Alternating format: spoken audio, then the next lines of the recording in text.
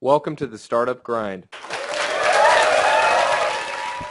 Like that. Everyone to stand up, please. So basically, I'd like to introduce, and I'm practicing your name. It's get butchered all the time. John Don't worry about it. It's a test. Bodrozic. Bodrozic. Woo! John Bodrozic. He and I actually went through, I met him at the Velocity VC Accelerator program. And whenever John would present, he was always number one. And I was probably like number 5 somewhere. And John is just amazing. He's kind of the, where you want to be as an entrepreneur. He started Meridian Systems, and it's one of those things where he actually got bought out by a large public company. And he's done so well that he's on his next startup, HomeZada, which we'll find out more about. So everyone give John a big hand. He's a rock star. Thank you, Rich.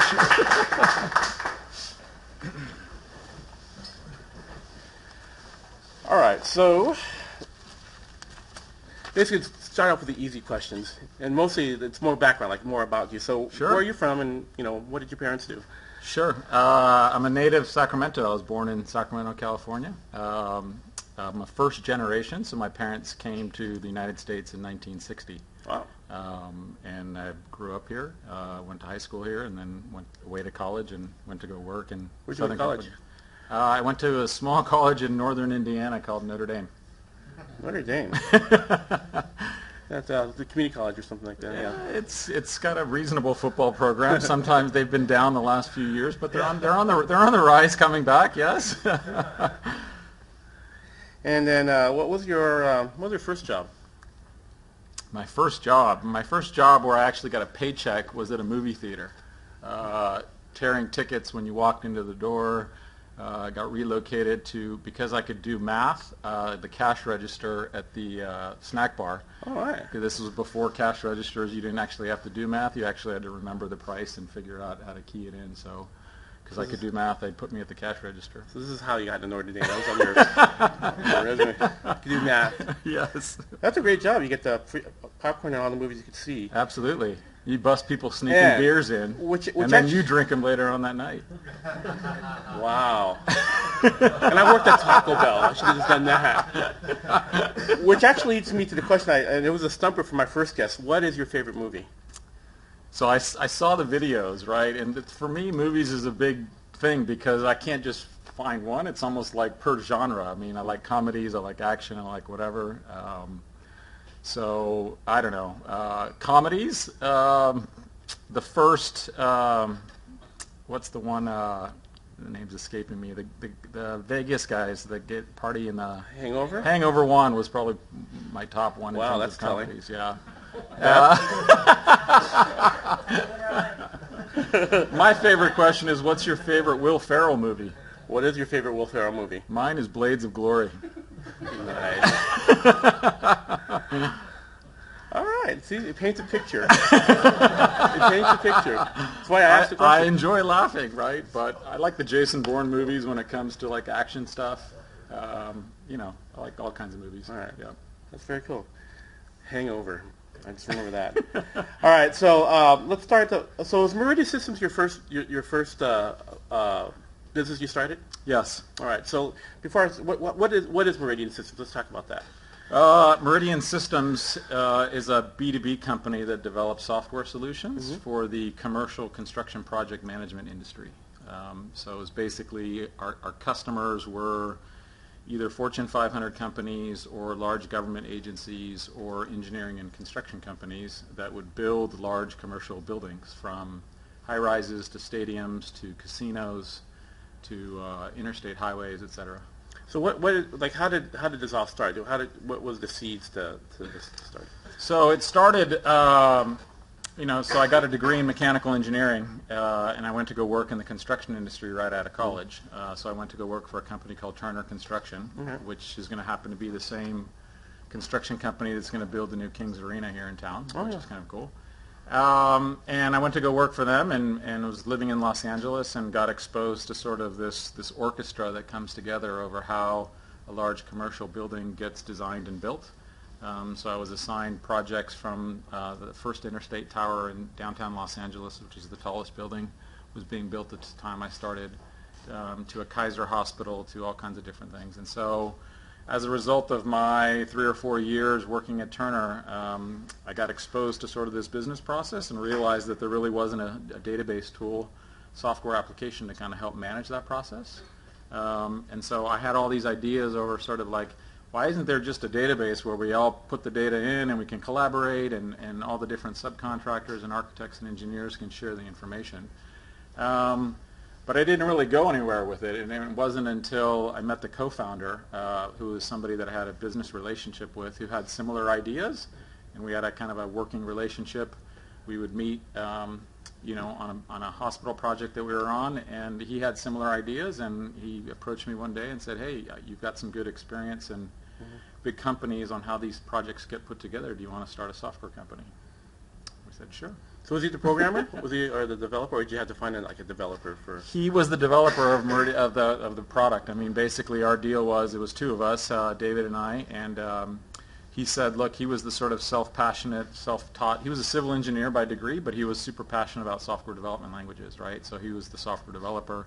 I was, I guess, the product manager, product strategy guy who had sort of more of how big companies sort of work when it comes to putting together these projects. And then once we built the first version, then I became sort of sales, marketing, finance, professional services, all the other sort of disciplines that I had to learn along the way.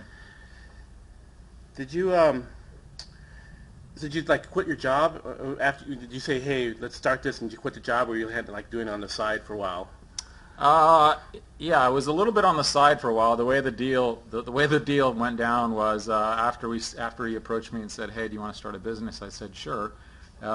He was married at the time, and basically his wife was getting relocated to the East Coast for a promotion, and he said, "You know what? I'll just collect unemployment and I'll write the product while I'm in the East Coast." They moved to Philadelphia, and so for that first 6 months, year, I was still working at my day job, but nights, weekends, I would be, you know, creating user interfaces and business logic and kind of sending it to him, and he would write the product and kind of put it together. And about a year later, when we sort of had version 1 sort of done, I shared it to all my friends, and they were like, "Wow, this is really good." And then it became sort of like, if this is going to go anywhere, I have to quit my job, right? So it became time to quit the job, quit the partying in Los Angeles, and move back home with mom and dad. That's the honorable way to do it. So, where was like your first client, your first sale? Our first sale was through a colleague that her and I used to work together at Turner Construction, and then she ended up leaving, and she ended up working for Kaiser in their what they call their facilities and design construction group. And so when we had our first version, she had budget authority to actually buy some software, and she actually looked at our software and gave us a shot, and she wrote a PO.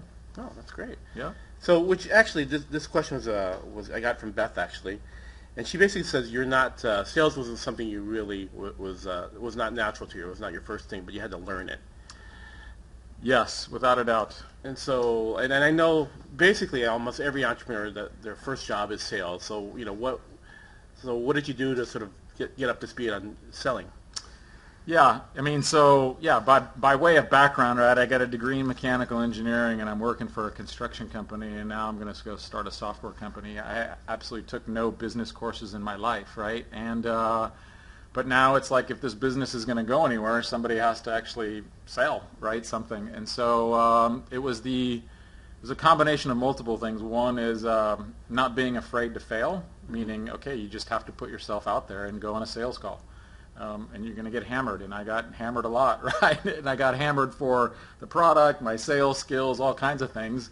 And you try not to take it personally, because you're putting yourself out there, and you're like, okay, take the feedback that your prospect is giving you and learn from it. I think the other part was I became sort of an avid self-learner, right? Which was, okay, I need to read sales books, right? So I started buying every sales and marketing book that I can. And started sort of devouring all these sort of disciplines about how these things sort of work, so that I could sort of improve myself in order to help the business grow. So what is if you're selling the enterprise? What is some recommendations if you're trying to? And it sounds like you had mentioned Fortune 500 companies. So how did you get in front of the decision makers and even figure out who the decision makers were at a Fortune 500 company? Yeah, that's not an easy process. I mean, it's enterprise selling is it's a challenge because usually there's not one decision maker, right? And so usually they have multiple decision makers, especially if the price tag of your product is a couple $100,000 or $1 million. So you have to get to who's your sort of functional decision maker. You may have to get to the CFO who's going to sort of look off. You may have to go through a purchasing agent.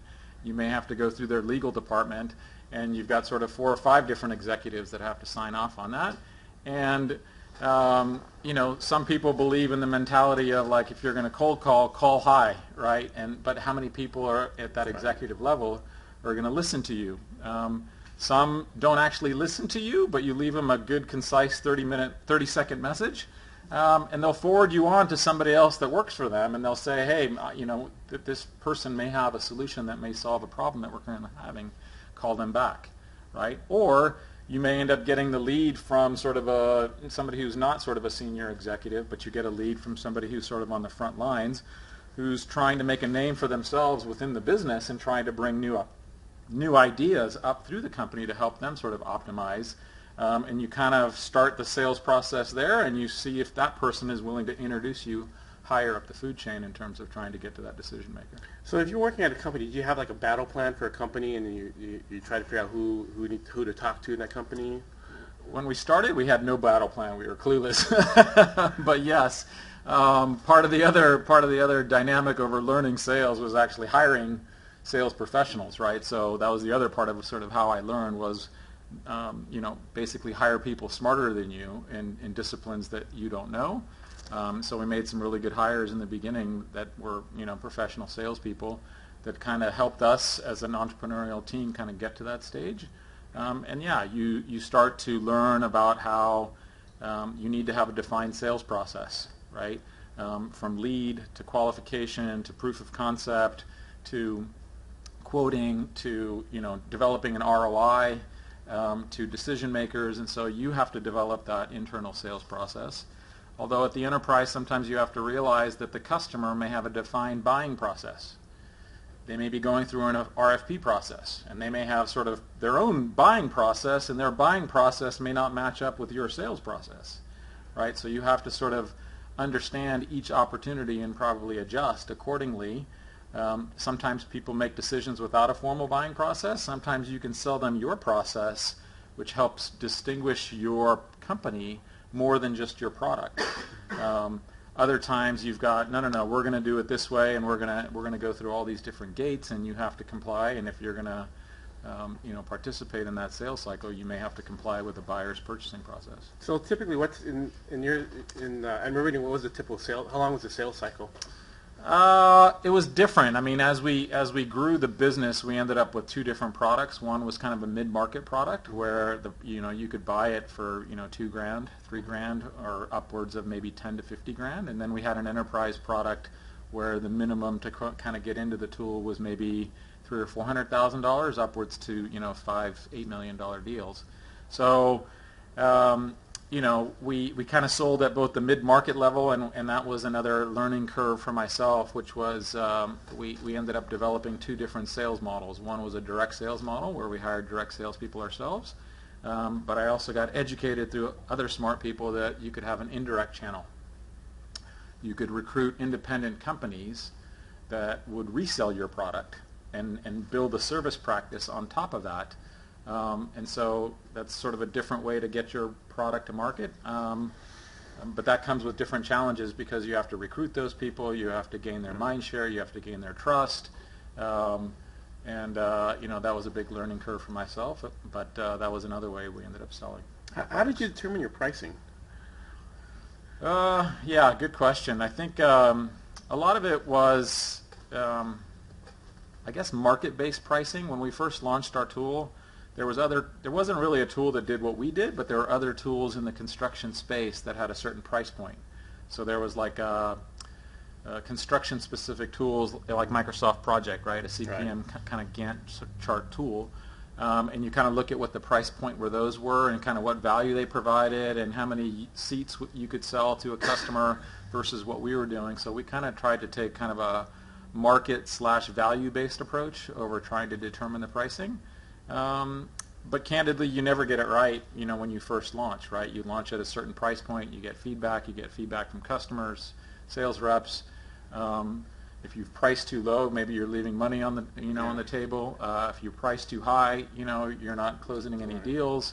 Where, and then where are you at the stage of your business, right? If you're super early in startup, leaving money on the table may not be such a bad thing because you're just trying to get traction. So exploring different price points also has an impact of when you explore it based on where you are as a stage of your business. Were there any low points for at Meridian that you thought, well, I don't know, this is the right thing to do? Lots.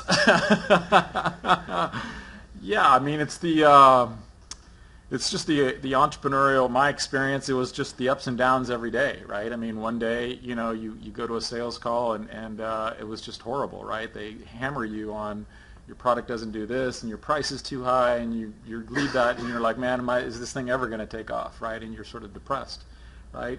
And the next day, you put an ad or in some trade magazine and you get 100 new leads and you start sort of getting excited about that. And so there's all kinds of sort of different emotional ups and downs that you face as an entrepreneur in a startup. And so there was, it's almost like every other day was a day where one day you said, man, this is going to fail, and the next day you're like, wow, we might actually turn this into a successful business. I was talking to Beth, and she said during the .com, because you started it was like 96, right? We started in Meridian in 94. 94, so yes. You went over to .com, and apparently there was all of a sudden during the .com boom, there was a bunch of competitors. Yes. And then how did you manage that? Yeah, it was, we started the company based on basically personal savings and credit card debt. And so we were fortunate enough that those two factors plus some friends and family got us to the point where after about 2 years maybe we were cash flow break even. So that takes us to about 96. And then we basically grew the company based on cash flow from 96 to 99-ish. Then .com hit, and we had probably, I think we counted it once, 200 new companies that were formed that were going after the sort of construction management space. And the top 3 companies individually raised $60 million each. And at the time we were probably, I don't know, maybe I want to say maybe a 25, 30 person business doing $5-6 million in revenue. Did you ever get any funding? You mentioned friends and family. We did. So basically, because of that whole .com, we were like, okay, man, how are we going to compete with with like $200 million and 200 new companies? So we basically said to ourselves, okay, we need to go raise some money. But we also said we needed to go raise some money for 2 other reasons. One is when we launched the company, we were primarily a Windows desktop, in terms of product architecture. So we knew that we needed to build basically an internet product. And then the other thing was our business model. We were traditional ship software, and the customer deployed it on their own infrastructure. Well, a lot of our customers were big construction companies where they were deploying the software at their local construction trailers, and they didn't really have any IT staff there, so they weren't dealing with sort of the backups. And they were basically coming to us saying, hey, Meridian, can you host this data for us? So we didn't have enough cash on the balance sheet to basically go buy a bunch of servers and stick them in a data center. So it was basically, those were the 3 reasons why we went out and raised some money. We actually, our first round was we raised $13 million. Yeah. So effectively in today's genre, that would be we sort of jumped straight to a B round. Right. And we took that money and basically launched a service where we could host the software for our customers and enter into a subscription model with the customers. We hired about 50 developers and started building an internet app from scratch. And then we invested more in scaling out sales and marketing. Right. Let's see.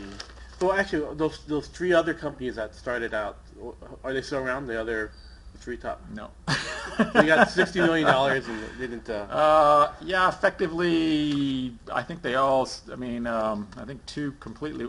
One got rolled up into a bigger public company, but they were, pennies on the dollar. One I think went out of business, and the other sort of also So it came to the mountain after all that. Mm-hmm. So I get asked this a lot. Did you have an exit strategy before I talked about the? Absolutely. When we started, no. I mean, we were like, hey, this is cool. Let's create some value. The industry needs better tools to manage these construction projects. Let's go start a business. So when we started the company, there was absolutely no exit strategy whatsoever. As the company grew, and the day you decide to take on outside investors, right? In our case, a Series B with a venture firm, that's the day you start really thinking about, okay, we're going to eventually need to provide an exit because we've got investors who are looking for that someday. So tell me the process of getting acquired by Trimble. Did they approach you? Were you up for sale or? Prior to selling to Trimble, the year before, we went through another M&A process with another company that tried to acquire us. That one did not come to fruition, obviously.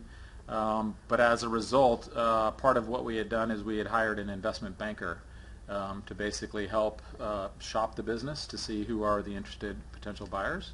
So I think that the initial lead from Trimble, and then Trimble also was sort of, I didn't know this at the time, but they were sort of making a corporate strategy that said, you know what, we need to acquire more software companies that understand the domain of construction.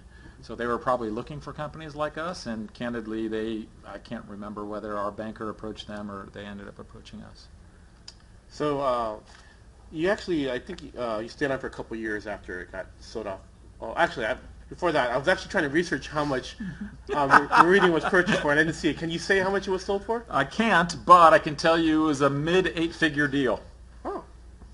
So Trimble chose not to disclose it for their own reasons, right? But it was a mid-8-figure deal, and it was an all-cash deal, which was good for the investors. Nice. and everybody else. And so yeah, it was a good exit, and it was a great even post-exit for all the people. I mean, candidly, the previous company that tried to acquire us, they would have probably broken up the company into lots of different pieces, and people probably would have lost their jobs.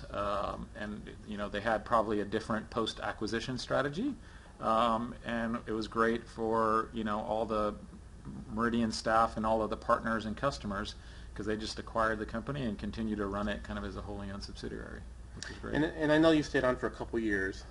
So what was that like being, you were in the startup environment, your own culture, and then you became part of a larger public company? Yeah, that was, it wasn't as bad, well, okay. When we took on venture funding, right, we started to operate the business as though we were a public company. So we started sort of taking our own medicine prior to selling, which was a lot of it had to do with how software companies recognize revenue if you ever became a public company.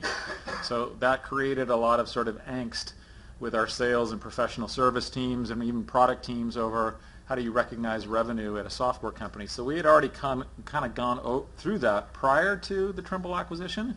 So we actually sailed through that part sort of post-acquisition. I think, for me, the biggest difference was, now you are actually dealing with a company that's living off of quarters, right? I got a chance to spend time with the Trimble CEO 4, 5, 6 times a year, and understand that he's reporting to Wall Street and he's got quarterly numbers to hit, and he's depending on all of the P&Ls to sort of hit those numbers, right? And so you really get that sort of 90-day kind of feel, and how do you balance sort of executing on a 90-day basis on a financial perspective, but still carve out enough human capital and resource capital to kind of continue to grow the business long term and reinvest, right? So that was a bit of a challenge. And then the other part was probably just probably from an HR perspective, meaning Trimble had their HR policies over, if you wanted to hire new people, and the whole requisition process and how do you get that process. That process was probably significantly longer and more gates to cross than when you were an entrepreneurial company. If somebody left, you're like, hey, let's go replace that person. And if you could find somebody in a week, you replaced them and you moved on, right? It didn't quite work that way when we were part of Trimble. It took a little bit longer, and so it forced me and all the hiring managers to kind of think about how we continue to grow headcount, knowing that there's HR processes, there's a lot of gates to cross. Did you feel like you had autonomy under Trimble, or were you pretty much, you had you had goals that you had to. Like, it sounds like. From a product sales marketing strategy, yeah, it was pretty autonomous because they operated us as a wholly owned subsidiary, right? So we could kind of continue to do our own thing, but you had to meet your numbers, right? Which means there's where, okay, if you've created this strategy but you're not hitting your numbers, then you get questioned more, right? And so there was that balance over. There was lots of autonomy as it relates to what you want to build into the next release of your product, what you want to do from a sales and marketing campaign perspective. But the new part is you got to hit your numbers, and if you don't hit your numbers, you don't have credibility, and you've got to deal with that sort of issue. Luckily, knock on wood, we hit, I think, I was there 4 years after the acquisition, I think we hit our numbers 11 out of 12 quarters. Oh, that's great. Which was pretty good. That's fantastic. Yeah. So at what point did you decide to leave your baby, leave Meridian? That must have been pretty hard. The decision so we sold in 2006. I stayed for 4 years, so I left at the end of 2010. So it was probably during the middle of 2010. One of the other co-founders of HomeZada had some inspiration around some ideas.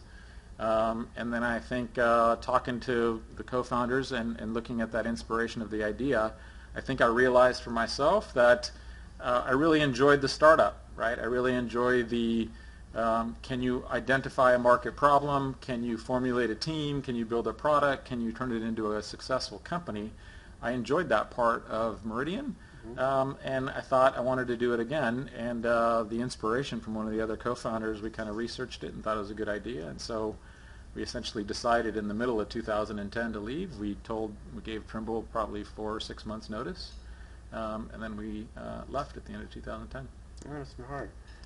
So, which takes me down to actually a couple of questions. I guess you went immediately from Meridian to HomeZada. You didn't think about taking a break, or just for you, or actually even this, did you ever think about just, and I talked to Beth, like just buying your own island, or just basically retiring for a while? I think retirement's just not in my DNA. You know what I mean? It's the passion for entrepreneurship and starting businesses. And yes, I walked out the door on New Year's Eve of 2010, and New Year's Day I started thinking about product strategy for HomeZada. So there wasn't necessarily a break in between, but after we had sold the business, we did manage in that 4-year period of time to take some vacations during that period of time. So there was some downtime between sale and leaving, but not necessarily a downtime between leaving and starting the next startup. All right. So I'm going to before I start with HomeZada, tell us what is HomeZada?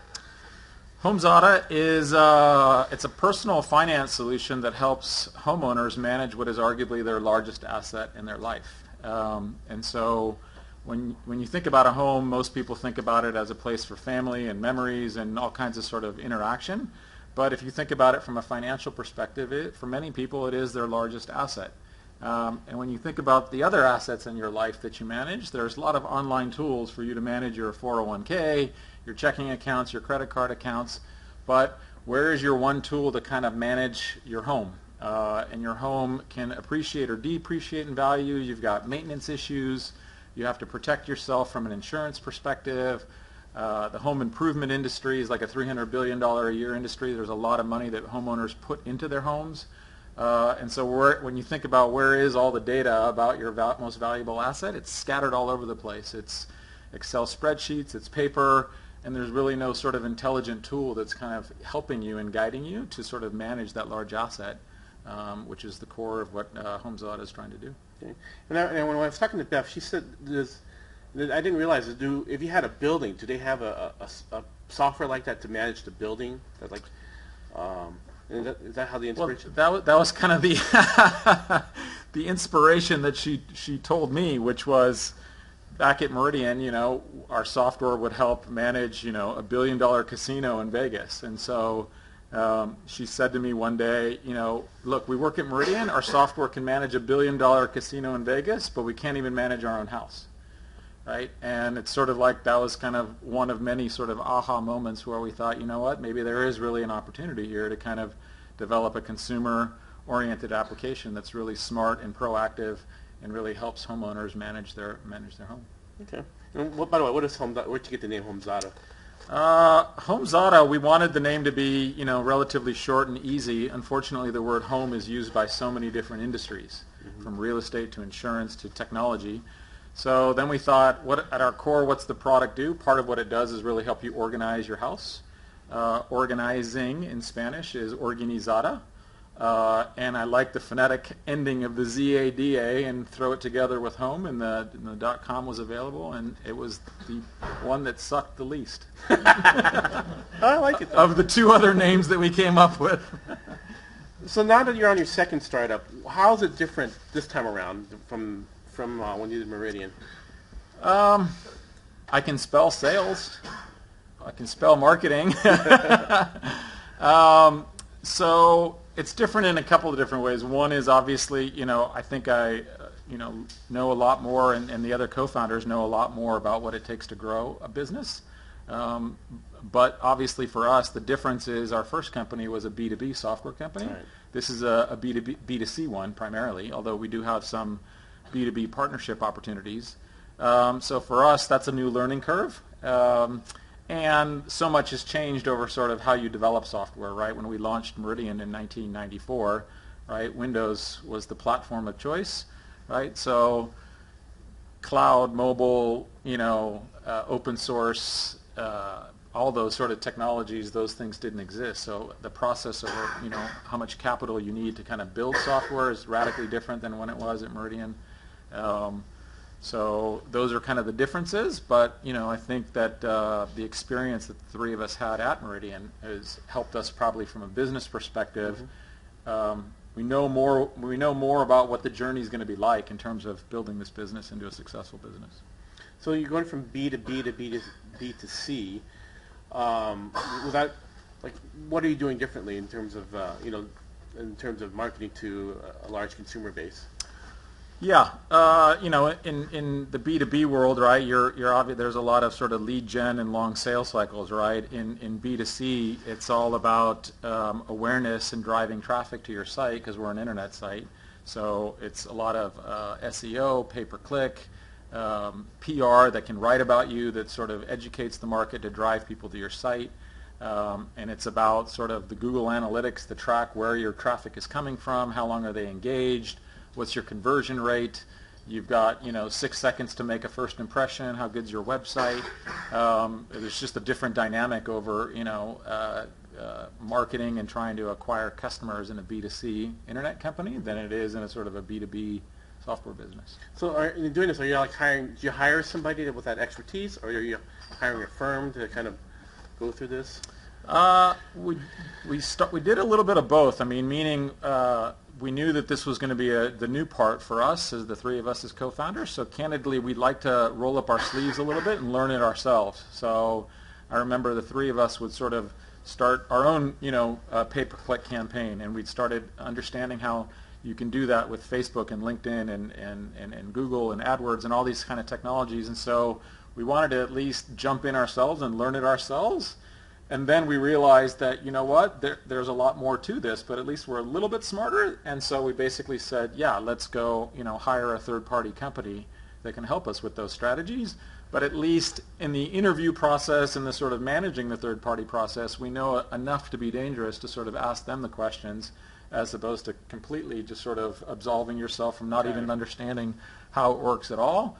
That 3 to 6 month period where we were trying it ourselves proves to us that we're not experts, but again proves to us that we know enough to sort of ask the right questions of the firm that you're working with to make sure that they're doing what is best for your business. By the way, I was researching HomeZada, for the interview, Yes. and I went to a YouTube video, and boom, there was a HomeZada ad right there. So something's working. Retargeting ads. So this time around, I talked to Beth. I think you're bootstrapping most of this. How has the fundraising process been around this time around? Yeah, so for us it's kind of a two-step process. One is the three founders, when we launched the business, we decided we wanted to put our own money into sort of getting the business going, right? So we're investing our own capital into sort of growing the business. But we always realized that we believe that the HomeZada opportunity is really a really large opportunity. I mean, this business is a global opportunity that could be $1 billion business. And in order for that to realize itself, you know that you're going to need capital along the way. So about 3 months ago, we decided we're going to go out and start looking for angel rounds to kind of add to the capital that we've already put on. And so we've been successful bringing on some outside angel capital, and we're kind of 30 to 60 days away from kind of closing that off. Are you finding it in the area, or are you finding you have to go to like the Silicon Valley for your funding? It's kind of a combination of the mix. I mean, there are some local people in town, right, that are investing. There's also, between the three co-founders, especially because of Meridian, we had built business networks with a lot of people across the country, East Coast, et cetera. And one of the other founders is from the East Coast as well, so there's also personal networks is there. So we have some people that are from the East Coast who are investing in us, and it's obviously people that know us and we've built relationships with in the past from either a business perspective or a personal perspective. So the outside money is kind of a combination of both local and not local. Okay. And then this time around, do you have an exit strategy in mind already, or is that something you're going to work on later on? A defined exit strategy, I wouldn't say we have a defined exit strategy, but clearly we think that most commonly exit strategies are either an IPO or an acquisition.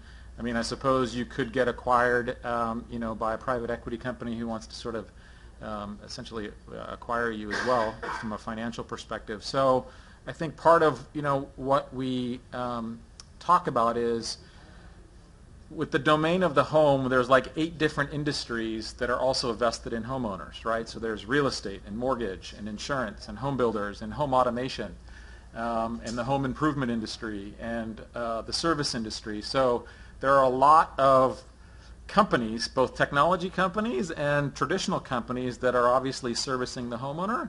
And a lot of those companies, even in the short time that we've been to market, have already approached HomeZada for various either partner strategies, or even some have even made inclinations to buy us. We know that there's a potential lot of different exits in terms of the strategic rationale that people from different markets could make as it relates to potentially acquiring HomeZada, which is, I think, an interesting aspect for us over how we think about the business. But as it relates to the three of us, we're just on a mission to build the business. We're not on the mission to sell the business, but we know that someday somebody might make a sweet offer to buy the business, or we continue to raise outside capital and build the business and build this thing into a couple $100 million business. All right. And then what advice do you have for the budding entrepreneur? What advice? Lots of Words advice. of wisdom. You got to get out of your comfort zone. So you have to push yourself to get out of your comfort zone. Can't be afraid to fail, but design your failures in small experiments, right? Don't make your one failure the one that's going to blow your company apart. Try and take lots of small little steps and sort of, okay, let's test this for a month, whether it's a product strategy or a marketing strategy, and see if it works. And you haven't invested that much time or that much money into small little experiments to kind of see what's going to work and what's not. Surround yourself with people that are smarter than you. If you can do it with co-founders, right? In terms of, I think it's the Kauffman Foundation or something that said statistically startups that have multiple team members probably do a little bit better than sole individual founders. But obviously that comes with sort of the relationship dynamic between multiple, 2 or 3 people, in terms of making sure you're setting up the business right from day one as it relates to, who's going to do what and the equity percentages and all that kind of good stuff. I don't know, I could probably go on and on. Oh, you've actually given some things that I've actually taken notes on, and I'm quoting you on it, actually. So do you have any questions? Anybody? Paul? Yeah. So when you first built the idea, did you build a prototype first, or did you just go full on and started building a production model of HomeZada? Of HomeZada, we did kind of like a rudimentary wireframe, right? And so prior to writing any code, we kind of said, we took some rudimentary wireframing concepts and sort of said, okay, what would the user interface look like for this product? And that sort of forces you to think about, A, how's your user going to engage, but it also forces you to think about how are you going to structure the data. Because when we thought about the data about the home, right, there's the fixed assets, like the the HVAC and the air conditioner, and then you got your possession assets, which is your sofa and your TV, and that stuff goes in the moving truck, but the fixed assets stay. There's the maintenance, and so you start to think about the domain over what you're trying to do and kind of create wireframes, and so we probably built, I don't know, maybe 20 or 30 of these wireframes over different screens, and use that amongst the three co-founders to see, are we in alignment kind of conceptually around this vision, and actually showed that to a few people before we started writing code. When you say a few people, do you mean like a few, or do you mean like 20 or 50? I think we probably showed the wireframes outside of the three of us to about 15, 20 people. Yeah, I mean, it wasn't an inordinate amount. I mean, it was like, for us, I think we were pretty passionate about the idea. We didn't need, I don't think we needed validation from 20 outside people that this was a good idea. We probably thought this was a good idea regardless of what they said. It was more about, are we designing a product in such a way that they're going to understand it and then be able to engage in it? Was probably our sort of mindset. So John, the most often asked question about startups, B2C startups especially, is how do you grow? So I actually wanted to ask you to walk us through how you went from 500 to a couple of thousand to tens of thousands, and if you could give us insight on that. What was that process like? Yeah, so, you know, I guess our first 500 users, you know, I mean, first we launched, right? And then first thing you do is you tell all your friends and family about it. For us, it's a consumer application. We got a lot of those people, but that quickly runs out, right? Now you need to go get new customers, right? And so a lot of it was basically the different social advertising mechanisms, right? You started to do pay-per-click campaigns with Google. We started doing Facebook campaigns, LinkedIn campaigns, to start to see whether we can drive traffic and start to, you know, basically get those first 500 customers. And then some of them worked and some of them didn't, right? And so, you know, LinkedIn wasn't really working for us, right? Facebook was working for us relatively well, but then a lot of the traffic was coming from Facebook mobile, and so we didn't really have a good mobile story at the time, so we didn't, you know, we may be driving traffic that's not converting. Then we started to explore bloggers, right? There's a lot of people who blog about the home in various contexts, right? There's the passionate DIY bloggers, there's the mommy bloggers, there's the personal finance bloggers. If you think about the home, there's so many different categories of bloggers. You start to do outreach to those people to say, you know, would you be willing to write about us, you know, or could we do a guest post, or would you be willing to do a product review?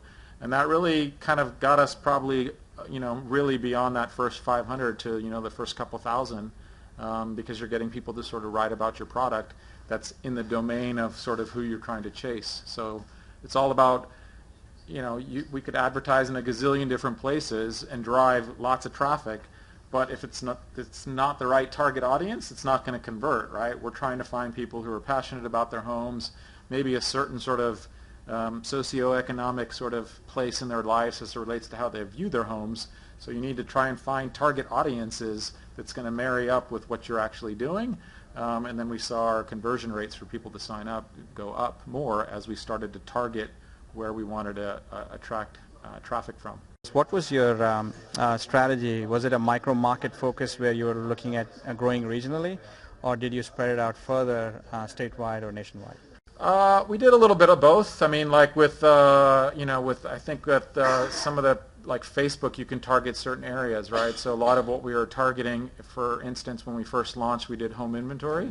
So we targeted a lot of states that are prone to natural disasters, right? So hurricane country, tornado country, those homeowners are more used to sort of knowing somebody who's lost their home, so we did kind of geographical targeting there. But with Google AdWords, we just said home inventory software, and we didn't care where they came from in terms of from a geography perspective. So what do you find is your most effective? Is it Google AdWords? Is it Facebook? A little bit of each, or? Yeah, I mean, even though we're couple thousand, tens of thousands of users, we're still learning this, right? So definitely Google. We obviously when you first launched, we had hardly any native search traffic, right? So it was all buying the traffic. But after 2 years, our leads from organic search have actually surpassed our leads from paid search, right? And so it's kind of like when you start with nothing, you got to kind of buy some of that traffic until you can kind of play the SEO game to kind of generate more of that organic traffic. But we're constantly trying new avenues. We're still doing more experiments ourselves in terms of testing different types of bloggers, different types of demographics over what's going to make sense in terms of driving traffic to the site. And some things drive traffic to the site, but the conversions aren't as good.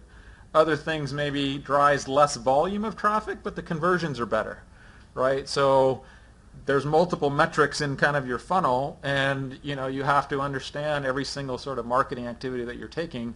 The top metric may be great, but the bottom metric may not be so great, right? And then you have to sort of balance all those things off in kind of a portfolio view of how you look at your marketing spend. Thanks for coming and sharing this, your experience. My question is, every startup has some unique metrics for their product that they kind of say, these are the metrics that we're looking at and these are important to us. And I wonder what those metrics are for you guys. And then I wonder, also as part of that, where do you think the metrics need to be in terms of retention and usage in order to say that, hey, we're retaining these customers, or they're sharing this? Like what levels do those have to be in your mind to be successful?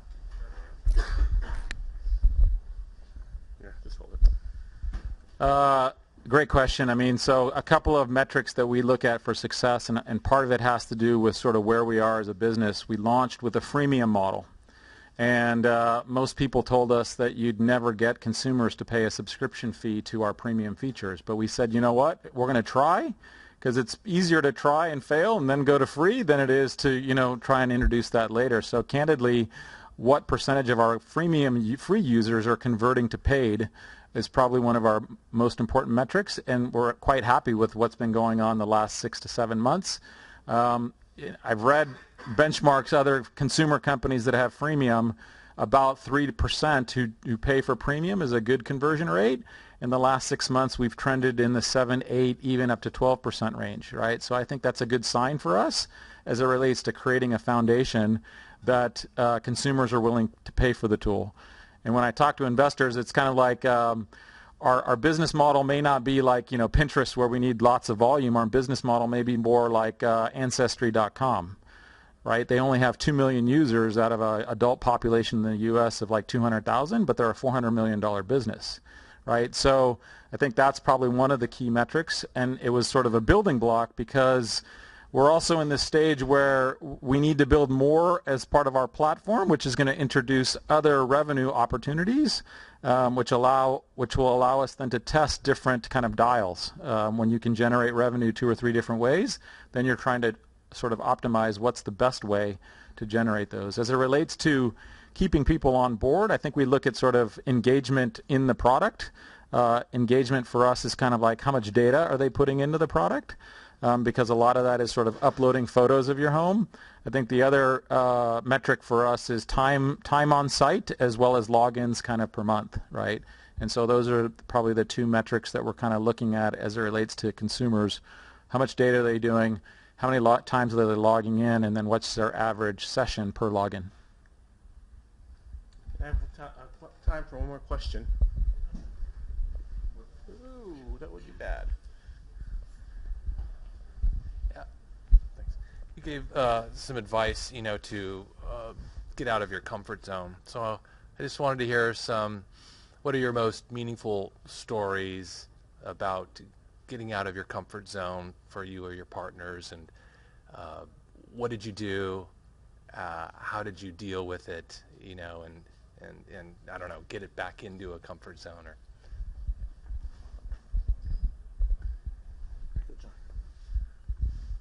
there's so many stories about getting out of the comfort zone. I think with the Meridian days, it was sales for me, right? I probably would have classified myself more on the sort of shy side than sort of being an extrovert side. But when you realize if you don't make sales, your company's going nowhere, you've got to go out and do cold calls and sales, right? And so that was probably the biggest area for me getting out of the comfort zone, which was creating an environment for myself that I could, gain confidence in my ability to deliver a message, but then also learn about how to take feedback and how to take that, and candidly, a lot of it is negative feedback, right? Especially when you're trying to do something new, there's probably a lot more naysayers than there are people that go, great idea. And so it's every time I got hammered on, in those early sales calls, I'd be driving to the airport or whatever, and I would force myself to think, why were they giving me this feedback, right? Did I not communicate well? You know what? I wasn't communicating well. I should have structured my meeting in a different way, because the product did what they were asking, but it clearly didn't come across that way. Shame on me for not actually understanding. Shame on me for not asking questions prior to doing a demo. I was just happy that somebody wanted to do a demo, so I'd race to their office and do a demo. You walk into an environment and you have no idea, take the half hour to qualify that lead. Who's going to be in the room? What are your business objectives? What are you trying to do? Why are you inviting me into the room, right? Who else are you comparing? Having the confidence to sort of ask those questions prior to running out and doing the demo, that was another sort of aspect of the learning curve. And so, I think that was probably, one of my biggest sort of learning curves of getting out of the comfort zone. Okay. So this wraps up the fireside chat, and I'd like to present you with a small token of our appreciation. This is actually, it was engraved by, he's actually an Air Force veteran, and he's local. So I want to thank you for presenting today and talking to us today. Thank you, Rich.